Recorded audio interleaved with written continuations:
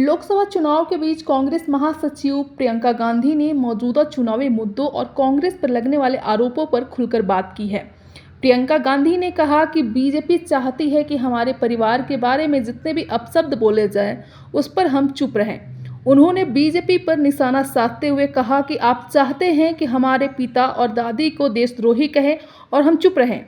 ये तो आपके फायदे की बात है। प्रियंका गांधी ने कहा कि हमारे परिवार ने अगर देश के लिए कुर्बानी दी है तो क्या हमको शर्म आनी चाहिए क्या?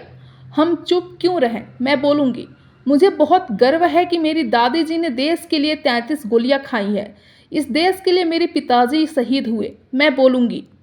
प्रियंका गांधी वाड्रा ने कहा, मोदी जी किसी भी इंटरव्यू में वोट लेने के लिए रोज आते हैं।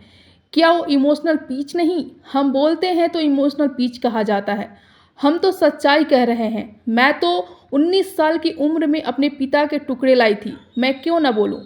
उन्होंने बीजेपी के बयानों को जिक्र करते हुए कहा, आप बोलेंगे कि मेरे पिताजी ने कानून बदले, इंदिरा जी की विरासत को बिना टैक्स लेने के लिए कानून बदले, क्या बकवास है?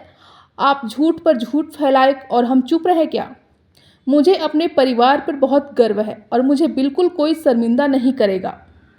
प्रियंका गांधी ने एक घटना का जिक्र करते हुए कहा, मैं गांव-गांव में जाती हूं। गांव की एक महिला ने मुझे रोका। मैं रुकी और खिड़की के बाहर दोनों हाथ को निकालकर वो मेरे सिर पर रखकर बोली, विजयी भव। मुझे रोना आ गया क्योंकि इनके साथ हमारा ये रिश्ता है। ये रिश्ता मोदी जी कभी नहीं समझ पाएंगे। जब हम संकट में रहे हैं तो अमेठी और रायबरेली की जनता हमारे साथ खड़ी रही है। हम ये बिल्कुल नहीं भूल सकते।